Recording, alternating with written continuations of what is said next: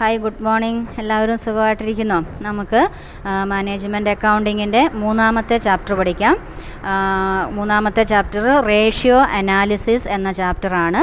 അപ്പോൾ നമ്മൾ കഴിഞ്ഞ ചാപ്റ്റർ രണ്ടാമത്തെ ചാപ്റ്ററിനകത്ത് ലാസ്റ്റ് ഭാഗം നമ്മൾ കണ്ടത് എന്തായിരുന്നു? Tools and techniques of ratio analysis അല്ലേ? Tools and techniques of financial statement analysis. Financial സ്റ്റേറ്റ്മെൻറ്റിനെ അനലൈസ് ചെയ്യാനായി നമ്മൾ യൂസ് ചെയ്യുന്ന ടൂൾസ് ആൻഡ് ടെക്നിക്സ് ഏതൊക്കെയാണെന്ന്. അതിനകത്ത് നമ്മൾ കണ്ടായിരുന്നു comparative statement, common size statement, trend analysis ഒരെണ്ണമായിട്ട് കണ്ടു. അത് കഴിഞ്ഞിട്ട് പിന്നെ കണ്ടത് ഏതായിരുന്നു? റേഷ്യോ അനാലിസിസ്, പിന്നെ fund flow statement, cash flow statement, ഇങ്ങനെയാണ് കണ്ടല്ലേ.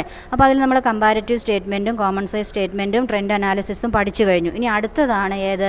Ratio analysis. റേഷ്യോ എന്ന് പറഞ്ഞാൽ രണ്ട് ഫിഗേഴ്സ് തമ്മിലുള്ള ബന്ധത്തെ നമ്മൾ ന്യൂമറിക്കൽ റിലേഷൻഷിപ്പ്, രണ്ട് നമ്പറുകൾ തമ്മിലുള്ള ന്യൂമറിക്കൽ റിലേഷൻഷിപ്പിനെ എക്സ്പ്രസ് ചെയ്യുന്നതാണ് റേഷ്യോ എന്ന് പറയുന്നത്. മറ്റൊരു ratio simply refers to one number expressed in terms of another number.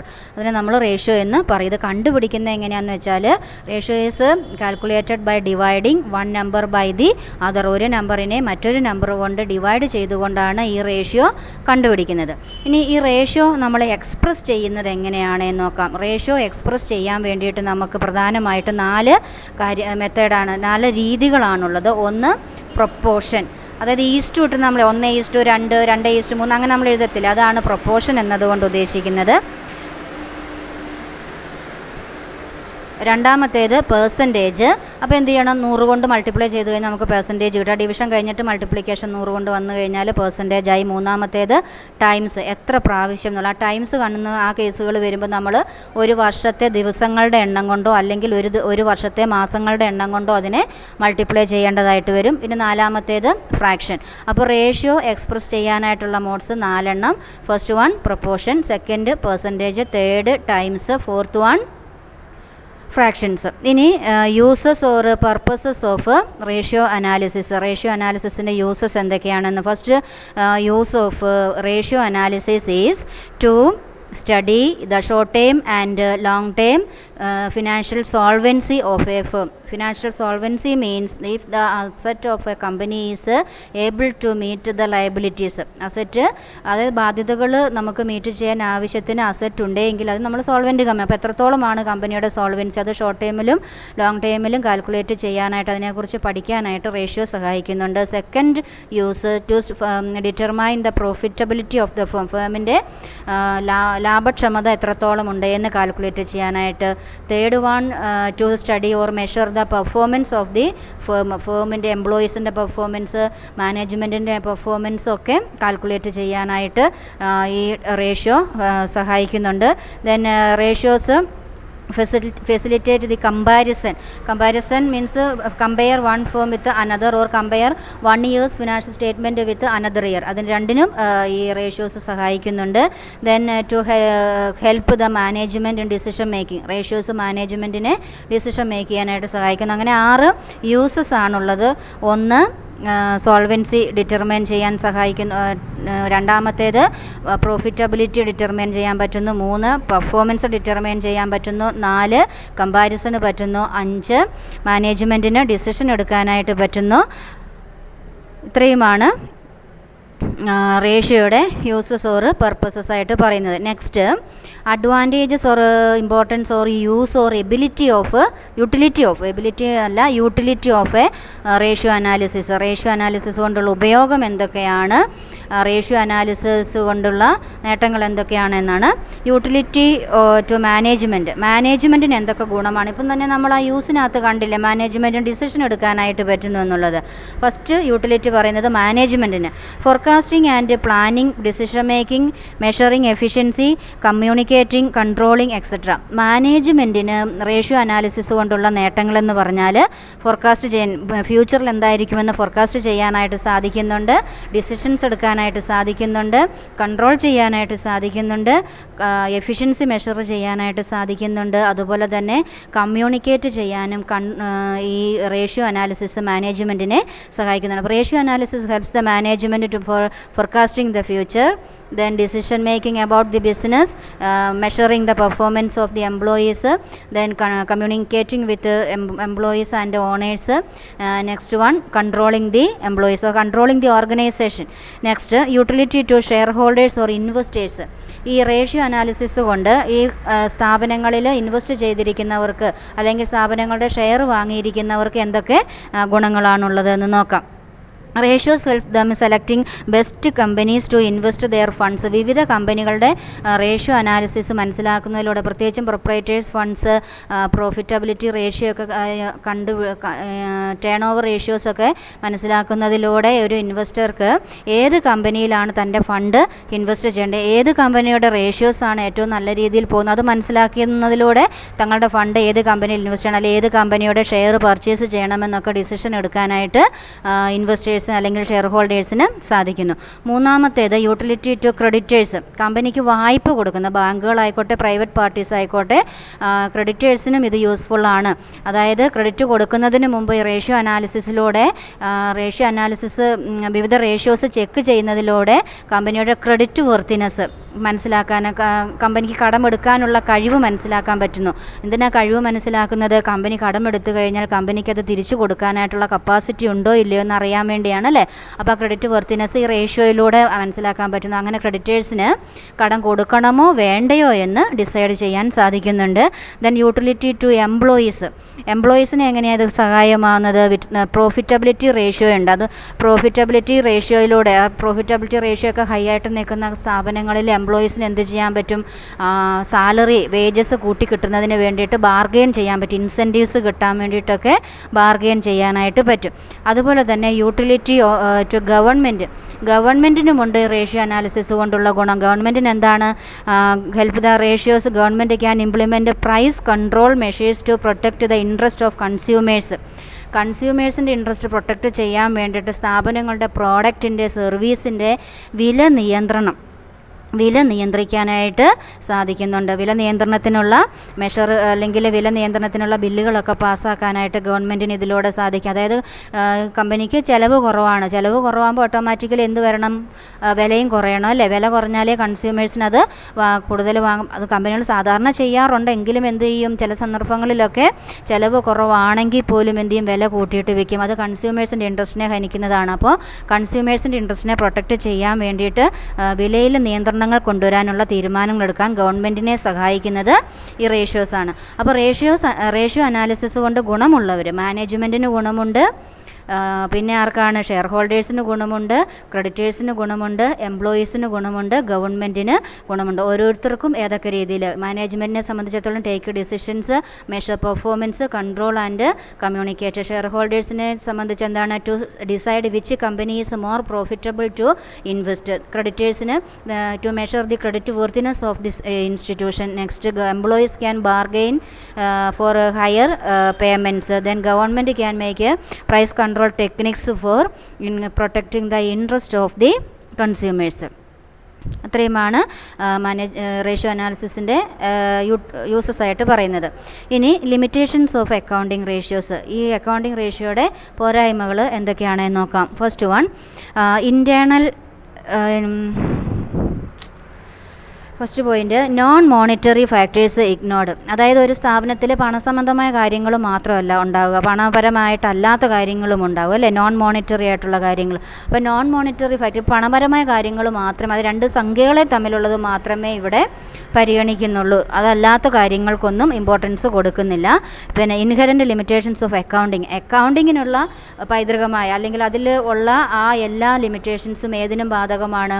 ഈ പറയുന്ന റേഷ്യോ അനാലിസിസിനും ബാധകമാണ്. നമ്മൾ അക്കൗണ്ടിങ്ങിൻ്റെ റേഷ്യോസ് ലിമിറ്റേഷൻസ് കണ്ടാണത് ഹിസ്റ്റോറിക്കലാണെന്നുള്ളത് അല്ലേ. അപ്പോൾ അങ്ങനെയുള്ള ഡ്രോബാക്സ് എല്ലാം നമുക്ക് ഏതിനകത്തും കാണാൻ പറ്റും? റേഷ്യോ അനാലിസിസിനകത്തും കാണാൻ പറ്റും. അതുപോലെ തന്നെ ക്വാളിറ്റേറ്റീവ് ഫാക്ടേഴ്സ് ഇഗ്നോർഡ്. ക്വാണ്ടിറ്റിക്ക് മാത്രമാണ് പ്രാധാന്യം. അതായത് ഒരു അക്കൗണ്ടൻ്റ് അല്ലെങ്കിൽ ഒരു മാനേജർ നല്ല എഫിഷ്യൻ്റ് ആയിട്ടുള്ള എത്രത്തോളം എഫിഷ്യൻസി അല്ലെങ്കിൽ പ്രോഡക്റ്റ് എത്രത്തോളം ക്വാളിറ്റി ഉള്ള ആ ക്വാളിറ്റിയുടെ മെഷർമെൻ്റ് ഒന്നും ഇവിടെ നടക്കുന്നില്ല. ക്വാണ്ടിറ്റിക്ക് മാത്രമാണ് പ്രാധാന്യം കൊടുക്കുന്നത്, ക്വാളിറ്റി അവഗണിക്കുന്നുണ്ട്. No substitute for judgement. ഇതിൻ്റെ എന്താ പറയുക, ജഡ്ജ്മെൻ്റ് എന്ന് പറഞ്ഞാൽ എന്താ, വിധി. അപ്പോൾ ഇതിൻ്റെ റിസൾട്ടിനെ ഒന്ന് നമുക്ക് എന്താ പറയുക, ഒരു ഫൈനൽ കൺക്ലൂഷനിലേക്ക് എത്താൻ വേണ്ടിയിട്ട് വേറെ മാർഗ്ഗങ്ങളൊന്നും നമ്മുടെ അടുത്ത് ഇല്ല. നമ്മളിപ്പോൾ പ്രോബ്ലം ചെയ്യുമ്പോൾ നിങ്ങൾക്ക് മനസ്സിലാകും. ഇപ്പം 1:2 എന്നൊക്കെ കണ്ടിട്ടുണ്ടെങ്കിൽ, ഇപ്പോൾ കറണ്ട് അസറ്റ് കാണുമ്പോൾ 1:2 ആണെന്നാണ് നമ്മൾ കാണുന്നതെങ്കിൽ 1നെ നമ്മൾ ലയബിലിറ്റി ആയിട്ടും 2നെ നമ്മൾ അസറ്റായിട്ടും പരിഗണിക്കുക. അപ്പം 1 എന്ന് പറയുന്ന ആ ലയബിലിറ്റി മീറ്റ് ചെയ്യാനായിട്ട് 2 അസറ്റ് ഉണ്ട് എന്നാണ് അത് മീൻ ചെയ്യുന്നത്. മറ്റൊരു മീഡിയവും നമുക്കതിന് ജഡ്ജ്മെൻറ്റിനായിട്ടില്ല എന്നാണ് പറയുന്നത്. പിന്നെ ലാക്ക് ഓഫ് ആഡിക്വേറ്റ് സ്റ്റാൻഡേർഡ്സ്, ശരിയായ സ്റ്റാൻഡേർഡുകളൊന്നും ഇതിനില്ല. പിന്നൊരു ഇതാണ് പ്രൈസ് ലെവൽ ചേഞ്ചസ്. നമ്മളിത് കാൽക്കുലേറ്റ് ചെയ്ത് വെക്കും, റേഷ്യോസൊക്കെ കാൽക്കുലേറ്റ് ചെയ്ത് വെക്കും. പക്ഷേ അത് ഹിസ്റ്റോറിക്കൽ ഡേറ്റാസിനെ ബേസ് ചെയ്തുകൊണ്ടാണ്, കഴിഞ്ഞ വർഷങ്ങളിൽ നടന്ന ഡേറ്റാസിനെ ബേസ് ചെയ്തുകൊണ്ടാണ് നമ്മൾ ഈ റേഷ്യോ അനാലിസിസ് നടന്നത്. അറ്റ് പ്രസൻറ്റ് ഇതിൻ്റെ പ്രൈസ് ഒന്നും ഇപ്പോൾ നമ്മൾ റെക്കോർഡ് ചെയ്തതാവണമെന്നില്ല. ആ ചേഞ്ചസ് അപ്പോൾ നമുക്ക് കാൽക്കുലേറ്റ് ചെയ്യാനായിട്ട് പറ്റുന്നില്ല. മറ്റൊന്ന് വിൻഡോ ഡ്രസ്സിംഗ് ആണ്. വിൻഡോ ഡ്രസ്സിംഗ് എന്ന് പറഞ്ഞാൽ നമുക്ക് ലാഭം ലോണൊക്കെ കിട്ടാൻ വേണ്ടിയിട്ട് നമുക്കില്ലാത്ത ലാഭം ഉണ്ടേ എന്ന് കാണിക്കുക. അതിനെയാണ് നമ്മൾ എന്ത് പറയുന്നത്, വിൻഡോ ഡ്രസ്സിങ്. അല്ലെങ്കിൽ നമുക്ക് ടാക്സ് കുറയ്ക്കാൻ വേണ്ടിയിട്ട് ഉള്ള ലാഭത്തിനെ നമ്മൾ ഇല്ല എന്ന് കാണിക്കുന്നത്. അത്തരത്തിലുള്ളതിനെയാണ് നമ്മൾ വിൻഡോ ഡ്രസ്സിങ്. വിൻഡോ ഡ്രസ്സിങ്ങിന് പറയുന്നത് it is the practice of improving the current ratio through manipulation of accounts. അതായത് അക്കൗണ്ടിൽ കൃത്രിമം കാണിച്ചുകൊണ്ട്, മാനിപ്പുലേഷൻ നടത്തിക്കൊണ്ട് എന്ത് ചെയ്യുന്നു, കറൻറ്റ് റേഷ്യോയെ നമ്മൾ ഉയർത്തി കാണിക്കുന്നു. അപ്പോൾ 1:2 എന്നുള്ളതാണ് നമ്മുടെ കറൻറ്റ് റേഷ്യോ എങ്കിൽ ഒരു 100 രൂപ 1 എന്നുള്ള 100 നമുക്ക് എടുക്കാം. 100 രൂപയുടെ ലയബിലിറ്റി ഉള്ളപ്പോൾ 200 രൂപയുടെ അസറ്റ് ഉണ്ട് എന്നാണ് അത് മീൻ ചെയ്യുന്നത്. അപ്പോൾ എന്താണ്, ഈ കറൻറ്റ് റേഷ്യോ അങ്ങോട്ട് ഇല്ലാത്ത കറൻറ്റ് റേഷ്യോ ഉണ്ടേ എന്ന് കാണിക്കും. അത് ആ റേഷ്യോയെ നമ്മൾ ഉയർത്തി കാണിക്കും. അങ്ങനെ ഉയർത്തി കാണിക്കുമ്പോഴെന്താണ്, നമ്മുടെ ക്രെഡിറ്റ് വർത്തിനെസ് കൂടുതലാണ്, നമുക്ക് അസറ്റ് കൂടുതലുണ്ട് എന്നാണ് അതിലൂടെ നമ്മൾ മനസ്സിലാക്കുന്നത്. അപ്പോൾ അങ്ങനെ കാണിക്കുന്നതിനെയാണ്, അതായത് അക്കൗണ്ട്സിൽ കൃത്രിമം കാണിച്ചുകൊണ്ട് നമ്മുടെ കറൻറ്റ് റേഷ്യോയെ നമ്മൾ ഉയർത്തി കാണിക്കുന്നതിനെയാണ് വിൻഡോ ഡ്രസ്സിംഗ് എന്ന് പറയുന്നത്.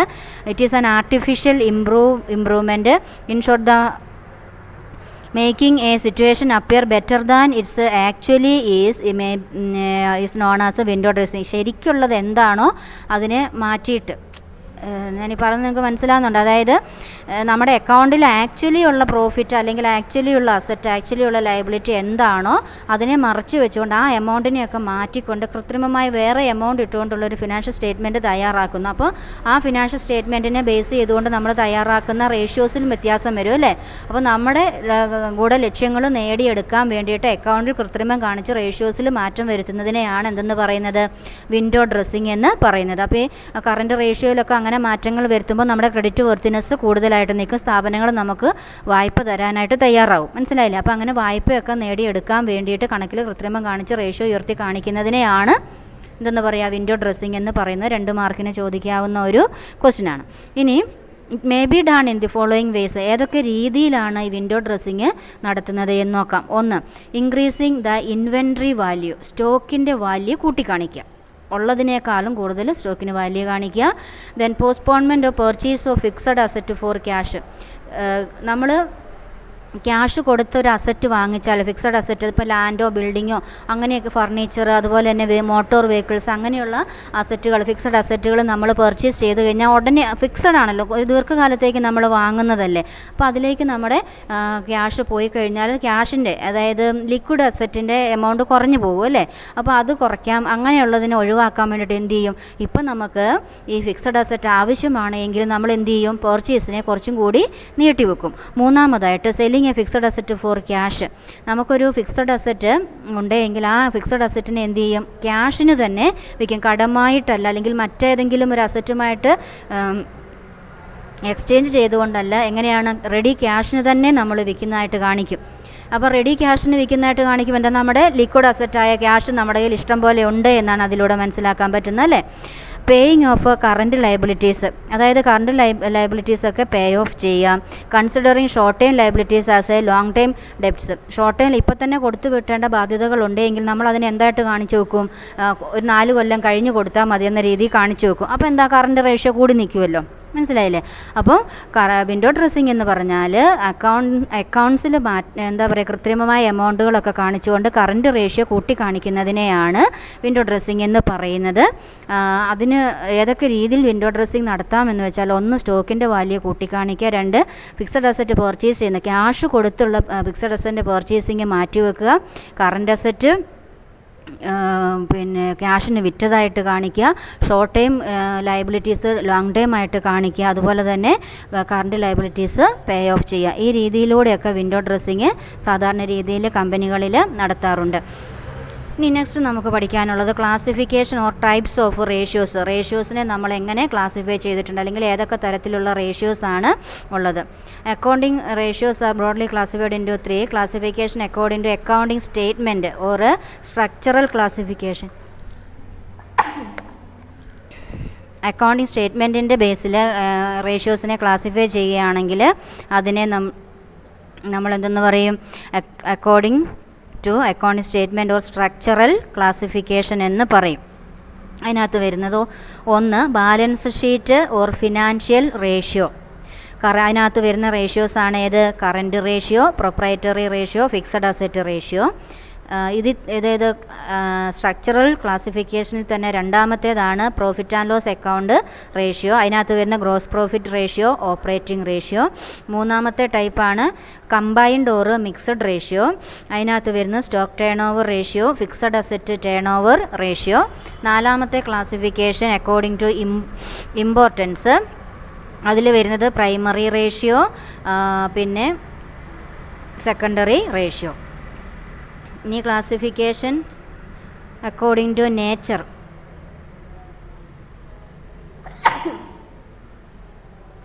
നേച്ചറിൻ്റെ ബേസിൽ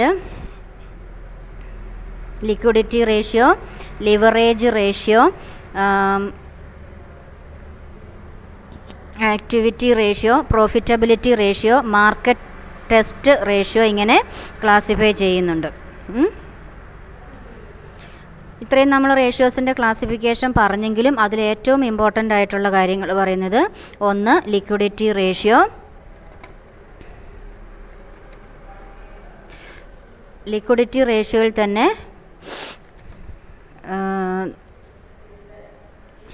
ഒന്നാമത്തേത് കറൻറ്റ് റേഷ്യോ ആണ്.